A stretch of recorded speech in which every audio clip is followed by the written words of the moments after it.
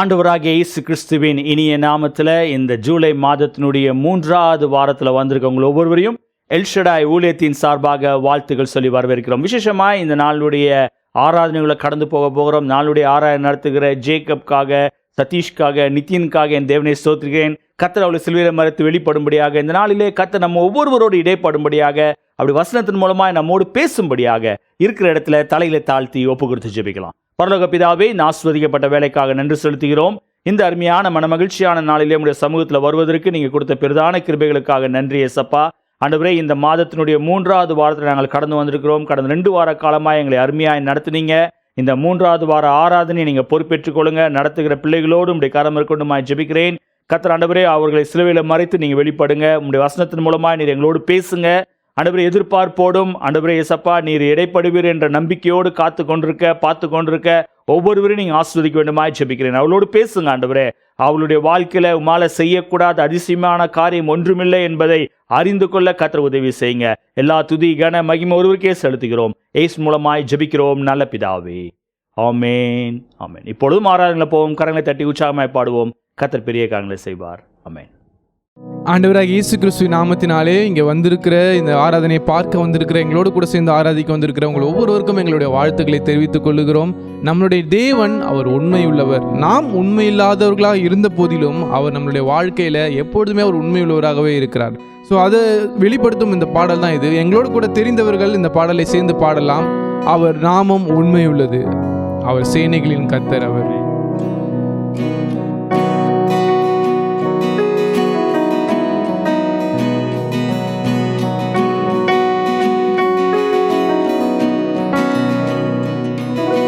சேனைகளின் கர்த்தர் அவரது நாமம், உண்மையுள்ளவர் என்பது அவர் அடையாளம். சேனைகளின் கர்த்தர் அவரது நாமம், உண்மையுள்ளவர் என்பது அவர் அடையாளம். அவர் சொல்லும் போது எப்படி நடக்கும் யாருக்கும் தெரியாது. அவர் செய்த பின்பு எப்படி நடந்தது எவருக்கும் புரியாது. அவர் சொல்லும் போது எப்படி நடக்கும் யாருக்கும் தெரியாது. அவர் செய்த பின்பு எப்படி நடந்தது எவருக்கும் புரியாது. உண்மை அது அவர் நாமம், உண்மை அவர் அடையாளம், உண்மை அவர் ஆதாரம். சேனைகளின் கர்த்தர், உண்மை அது அவர் நாமம், உண்மை அவர் அடையாளம், உண்மை அவர் ஆதாரம். சேனைகளின் கர்த்தர். போகும்போது யாக்கோபாக ஓடினேன், திரும்பும் போது இஸ்ரவேலாக திரும்பினேன். போகும்போது யாக்கோபாக ஓடினேன், திரும்பும் போது இஸ்ரவேலாக திரும்பினேன். பாதை முழுவதும் சூழ்ச்சிகள் இருந்தும் கிருபை விலகல. அவர் உண்மை என்னை சூழ்ந்ததால சற்றும் சறுக்கல. பாதை முழுவதும் சூழ்ச்சிகள் இருந்தும் கிருபை விலகல. அவர் உண்மை என்னை சூழ்ந்ததால சற்றும் சறுக்கல.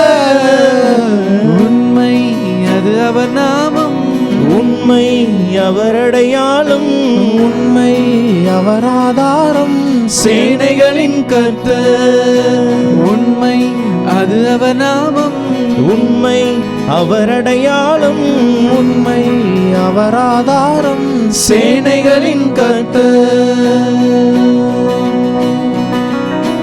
அவரை விட்டு ஓடின நாட்கள் 1000, அவர் உண்மை செய்த நன்மைகளோ பல 1000. அவரை விட்டு ஓடின நாட்கள் 1000, அவர் உண்மை செய்த நன்மைகளோ பல 1000. நான் இருந்ததற்கும் இருப்பதற்கும் சம்பந்தம் கிடையாது. அவர் உண்மை எனக்கு செய்ததை சொல்ல வார்த்தைகள் கிடையாது. நான் இருந்ததற்கும் இருப்பதற்கும் சம்பந்தம் கிடையாது. அவர் உண்மை எனக்கு செய்ததை சொல்ல வார்த்தைகள் கிடையாது. உண்மை அது அவர் நாமம், உண்மை அவர் அடையாளம், உண்மை அவர் ஆதாரம், சேனைகளின் கர்த்தர். உண்மை அது அவர் நாமம், உண்மை அவர் அடையாளம், உண்மை அவர் ஆதாரம், சேனைகளின் கர்த்தர். உண்மை அது அவர் நாமம், உண்மை அது அவர் நாமம், உண்மை அவர் ஆதாரம், சேனைகளின் கர்த்தர். உண்மை அது அவர் நாமம், உண்மை அவர் அடையாளம், உண்மை அது ஆதாரம், சேனைகளின் கர்த்தர். நம்ம கொஞ்ச நேரம் அந்த ஆண்டவரை துதிக்கலாமா? அவர் நம்ம வாழ்க்கையில உண்மையுள்ளவராகவே இருந்திருக்கிறார். ஒருவேளை போகும்போது நீங்க யாக்கோபாக போயிருக்கலாம். வேதம் சொல்லுகிறது, அவன் திரும்பும்போது இஸ்ரவேலாக இரு பரிவாரங்களோட ஆசீர்வாதங்களோடு வெறுங்கையோடு சென்றவன் இரு பரிவாரங்களான ஆசீர்வாதத்தோடு அவன் திரும்பி வந்தான் என்று வேதம் சொல்லுகிறது. இந்த நாளில் இந்த ஆராதனையை பார்த்து கொண்டிருக்கிற உங்கள் ஒவ்வொருடைய வாழ்க்கையிலும் அவர் அதிசயங்களை செய்கிற தேவன். அவர் உங்களுடைய வாழ்க்கையில் அவர் அதிசயங்களை செய்கிறவர். அதுதான் இன்னைக்கு நம்ம பாடணும். நாம் இருப்பதற்கும் இருந்ததற்கும் ஒரு சம்பந்தமே இல்லை. எப்படியோ இருந்த நம்மளுடைய வாழ்க்கையை அவர் நன்றாக அதிசயமாக இன்றைக்கு உங்களை ஆராதித்து கொண்டு வைத்திருக்கிறாருன்னு சொன்னா அவர் பெரிய தேவனாக இருக்கிறார். இந்த உண்மையுள்ள தேவனை நோக்கி எல்லா ஆண்டவரையும் நம்ம ஆராதிக்கலாமா? ஆண்டவரை நோக்கி நம்ம கேட்கலாம். அவர் பெரிய காரியங்களை செய்திருக்கிற தேவன். அவர் நம்மளுடைய வாழ்க்கையில அந்த ஆவியானவர் இல்லை அப்படின்னு சொன்னா நம்மளுடைய வாழ்க்கையில ஒண்ணுமே செய்ய முடியாது. ஆண்டவரை நோக்கி சொல்லலாம், ஆண்டவரே அவர் நம்முடைய வாழ்க்கையில வருவாருன்னு சொன்னா வனாந்திரங்கள் எல்லாம் செழிப்பாய் மாறும் என்று வேதம் சொல்லுகிறது. அவருடைய நம்ம வாழ்க்கையில வருவார் என்று சொன்னா ஒண்ணுமே இல்லாத நம்முடைய வாழ்க்கை செழிப்பாய் மாறும் என்று சொல்லுகிறது. ஆண்டவரை நோக்கி நம்ம எல்லாம் துதிக்கலாம். ஆண்டவரே உண்மை நாங்கள் துதிக்கிறோம் ஆண்டவரே, உண்மை நாங்கள் துதிக்கிறோம் ஆண்டவரே. நீர் வாரும் ஆண்டவரே, எங்கள் வாழ்க்கையில நீங்க வாரும் ஆண்டவரே. எல்லாம் ஆண்டவர் நோக்கி கேட்கலாமா? நீர் வாரும் ஆண்டவரே, நிறைவான ஆவியானவரே, எங்கள் வாழ்க்கையில நீர் வந்து எங்களை நடத்த வேண்டுமா நாங்கள் செபிக்கிறோம் ஆண்டவர் என்று சொல்லி ஆண்டவர் நோக்கி கேட்கலாமா?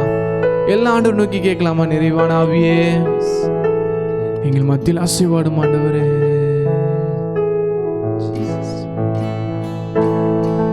நீர் வாருமே,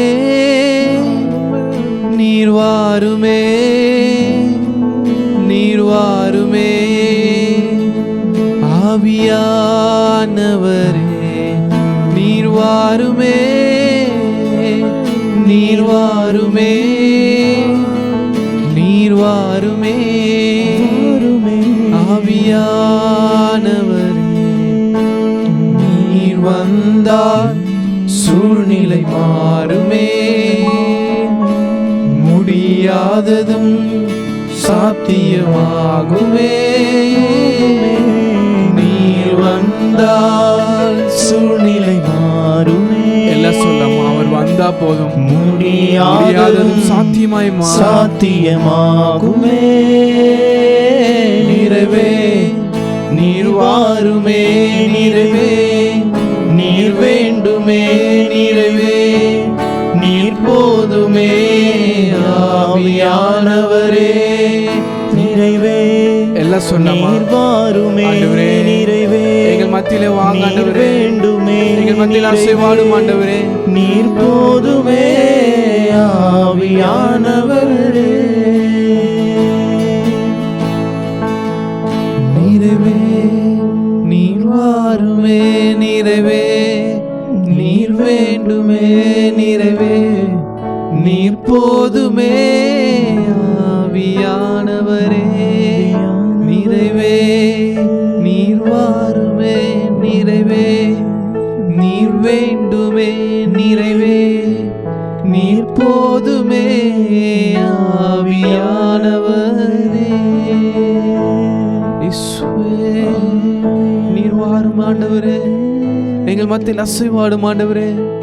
எங்கள் வாழ்க்கையில் நீர் இருந்தால் மட்டும் போதும் ஆண்டவரே. எங்களுடைய வனாந்திரங்கள் எல்லாம் செழிப்பாய் மாறும் ஆண்டவரே. உடைய கரத்தில் ஒப்பு கொடுக்கிறோம் ஆண்டவரே. இந்த ஆராதனையில் எங்களோடு கூட ஆண்டவரே இதை பார்த்து கொண்டு இருக்கிற ஒவ்வொருடைய வாழ்க்கையிலும் அவங்களுடைய வனாந்திரமான வாழ்க்கை செழிப்பாய் மாறட்டும் ஆண்டவரே. ஆண்டவரே வறண்ட நிலங்கள் எல்லாம் ஆண்டவரே விளைநிலமாய் மாறட்டும் ஆண்டவரே. நீர் எங்கள் மத்தியில் அசைவாடினதுக்காக நன்றி செலுத்துகிறோம் ஆண்டவரே. எங்களோடு ஆண்டவரே செய்தி பகுதியிலும் பேசுங்க. உங்களுடைய வார்த்தைக்காக காத்திருக்கிறோம். உங்களுடைய கரத்தில் எல்லாவற்றும் ஒப்பு கொடுக்கிறோம் ஆண்டவரே. இயேசுவின் நாமத்தில் ஜெபிக்கிறோம் நல்ல பிதாவே, ஆமென். ஆமென்.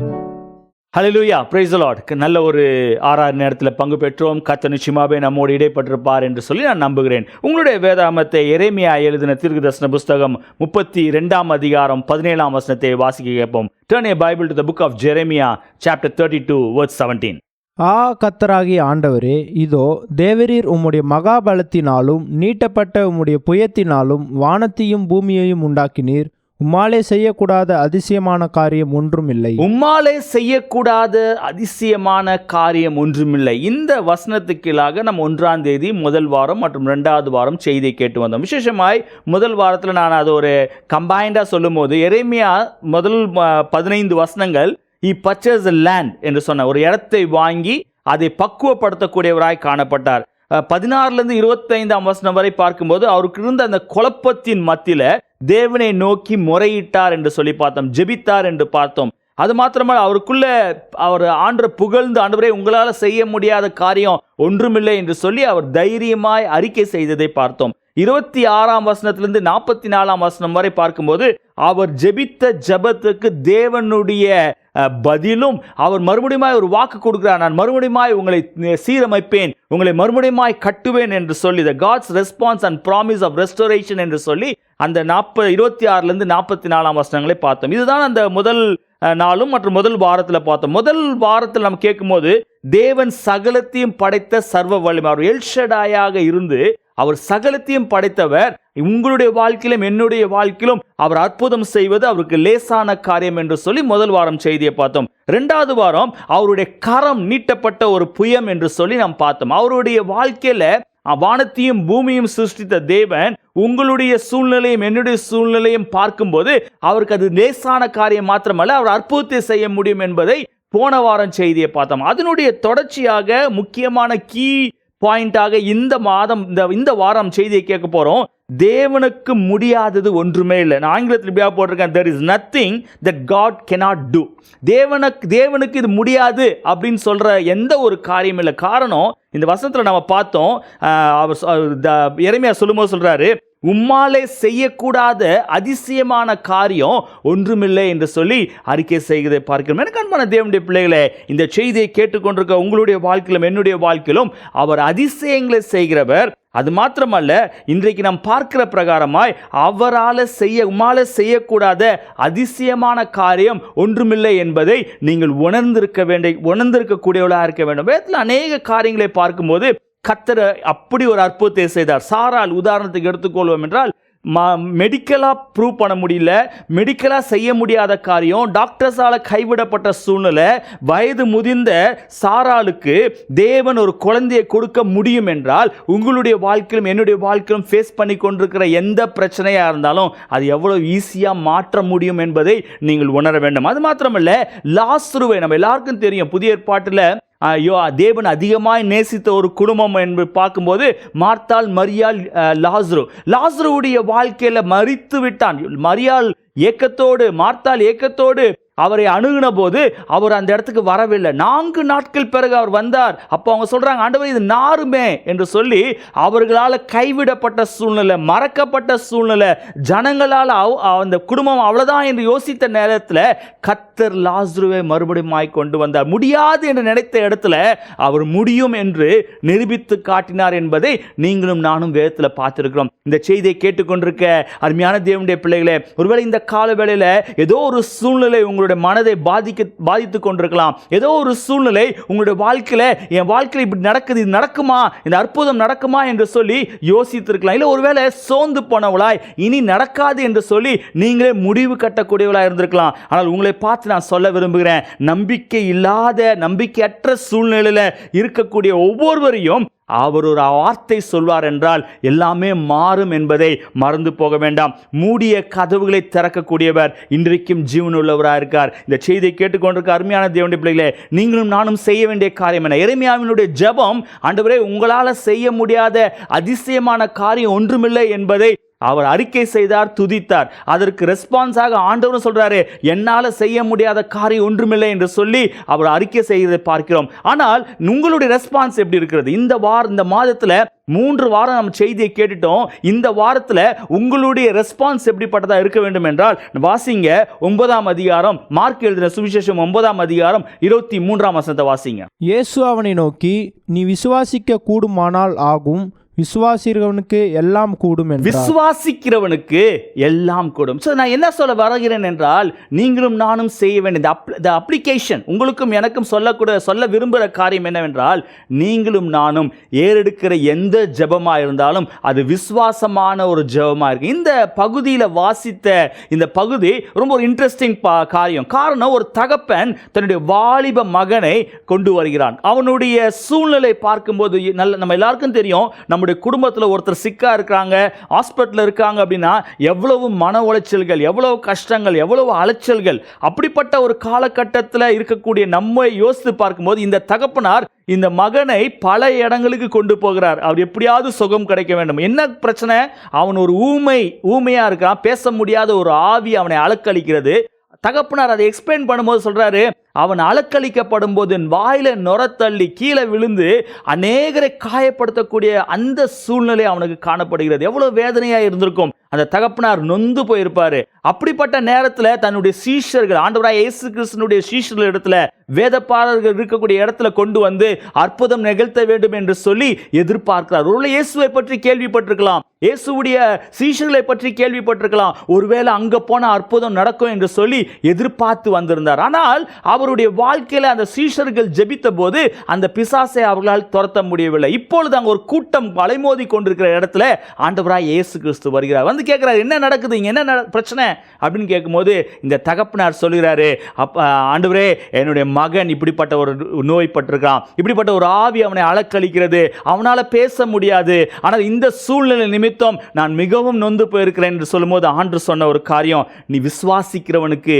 எல்லாம் கூடும். ஹல்லேலூயா. எனக்கு அன்பான தேவனுடைய பிள்ளைகளே, அவன் தகப்பன் அவனுடைய வாழ்க்கையில யோசித்து பார்க்க முடியாது. ஒருவேளை பயந்திருக்கலாம், ஒருவேளை என்ன நடக்குமோ என்று யோசித்திருக்கலாம், இல்லை எப்படி ஆகும் என்று நினைச்சிருக்கலாம். ஆனால் தேவன் சொல்லும்போது விசுவாசிக்கிறவனுக்கு எல்லாம் கூடும் என்று சொன்னபோது அவன் சொன்ன, ஆண்டவரே என்னுடைய அவ்விசுவாசம் நீங்க உதவி செய்யுங்க, என்னை விசுவாசிக்க எனக்கு உதவி செய்யுங்கன்னு சொல்லி அவன் உடனே மறுமொழி சொல்லுகிறதை பார்க்கிறோம். அதற்கப்புறம் அங்கே ஆண்டவர் ஒரு வார்த்தையை சொல்லி அந்த பிசாசை அதட்டி அவனுக்குள் இனிமேல் போகக்கூடாது என்று சொல்லி அவனை துரத்தி விடுகிறதை பார்க்கிறோம்.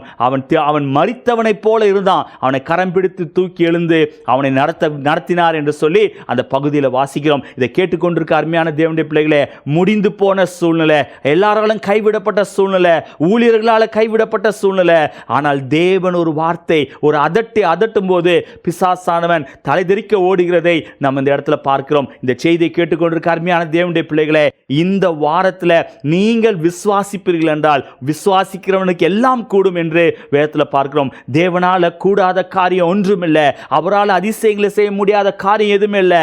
எந்த தடையா இருந்தாலும் மாற்ற அவரால் முடியும். அவர் எதிர்பார்க்கிற ஒரே ஒரு காரியம், விசுவாசிக்கிறவனுக்கு எல்லாம் கூடும். உங்களுடைய விசுவாசம் எப்படிப்பட்டதா இருக்கிறது? உங்களுடைய ஜெபம் எப்படிப்பட்டதா இருக்கிறது? நீங்கள் விசுவாசிக்கக்கூடியவளாய், விசுவாசித்து ஜெபிக்கக்கூடியவளாய், நிச்சயமாய் வெற்றி ஒன்று நம்பக்கூடியவளாய், அற்புதங்களை எதிர்பார்த்து காத்திருக்கக்கூடியவளாய் நீங்கள் இருக்கும்போது கர்த்தர் உங்களை கொண்டு பெரிய காரியங்களை செய்ய முடியும். அந்த தகப்பனாருடைய வாழ்க்கையில அற்புதத்தை செய்து அந்த மகனை மறுபடியும் அவன் கரங்களை கொடுக்கிறாரு. அப்போ சீஷரெல்லாம் பார்த்து கேட்குறாங்க, எங்களால் ஏன் இது துரத்த முடியல?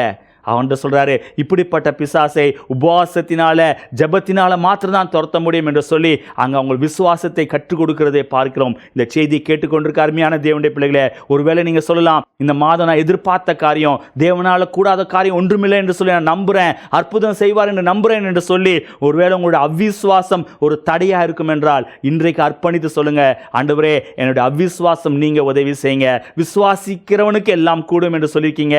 விசுவாசத்தை உறுதிப்படுத்த, விசுவாசத்தை அதிகப்படுத்த எனக்கு உதவி செய்ய என்று சொல்லி கேளுங்க.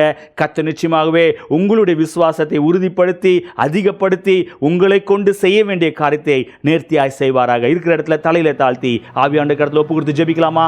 ஆவியானவரே, இந்த அருமையான வேலைக்காக நன்றி செலுத்துகிறோம். இந்த அருமையான கால வேளையில நம்முடைய சமூகத்தில் ஆண்டவரே நாங்கள் எங்களை தாழ்த்தி ஒப்பு கொடுக்கிறோம். ஆண்டவரே, விசுவாசிக்கிறவனுக்கு எல்லாம் கூடும் என்ற வசனத்துக்கு ஏற்றார் போல ஆண்டவரே நாங்கள் விசுவாசிக்கத்தக்கதாய் ஆண்டவரே உங்களால் செய்ய முடியாத அதிசயமான காரியம் ஒன்றுமில்லை என்பதை அறிந்து விசுவாசித்து உறுதியாய் பற்றி கொள்ள கர்த்தர் உதவி செய்ய வேண்டும் ஆட்சேபிக்கிறேன். எப்பேற்பட்ட சூழ்நிலைகளை ஃபேஸ் பண்ணி கொண்டிருந்தாலும் என் தேவனால ஒரு நிமிஷத்துல சூழ்நிலையை மாற்றக்கூடியவர். இன்றைக்கும் ஜீவனுள்ளவராக இருக்கீங்க.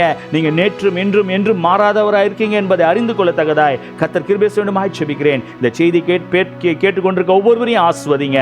அவர்களை ஆண்டவரே அநேகருக்கு ஆசீர்வாதமாய் நிறுத்துங்க. எல்லா காரியங்களும் கருத்தில் ஒப்பு கொடுக்கிறோம். இதுவரை நடத்தின எபினேசர் இனிமேல் நடத்துவீராக.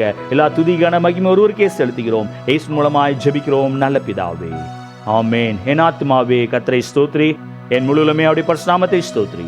என் ஆத்துமாவே கர்த்தரை ஸ்தோத்திரி, அவர் செய்த சகல உபகாரங்களையும் மறவாதே. ஆமென். கர்த்தராகிய இயேசு கிறிஸ்துவினுடைய கிருபையும் பிதாவாகிய தேவனுடைய அன்பும் பரிசுத்த ஆவியானவருடைய அன்னுணைக்கும் நம் அனைவரோடும் கூட இப்பொழுதும் எப்பொழுதும் சதா காலம் இருப்பதாக. ஆமென். ஹல்லேலூயா. கர்த்தர் உங்களை ஆசீர்வதிப்பாராக. ஸ்கிரீன்ல வருகிற வாட்ஸ்அப் நம்பர்ல ஜெப குறிப்பு இருக்கின்றால் தெரியப்படுத்துங்க. உங்களுக்காக ஜெபிக்க நாங்கள் ஆயத்தமா இருக்கிறோம். கர்த்தர் உங்களை ஆசீர்வதிப்பார்.